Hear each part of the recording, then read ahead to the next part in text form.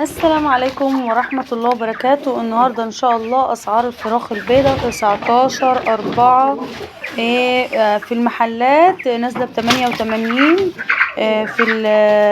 في البورصة 78، التربية البيتي ب91، الفراخ الساسو اللحم ب89، توصلك لحد 100 في المحلات أقصى سعر، وممكن توصل أكتر من كده، ما بين 10 ما بين 9 جنيه كده المحلات بتزود. الفراخ البلدي اللحم ب75 توصلك 85.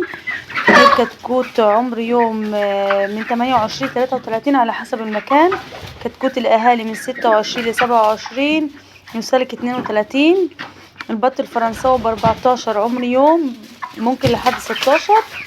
البط العابد ب100 جنيه البطاية، بس مش عمر يوم يا جماعة، على حسب حجم البطاية اللي هو جايبها لك. كانت نازلة ب110 بس عشان الحر داخل فابتدوا يرخصوا فيها. كتكوت اللهم صل على سيدنا محمد.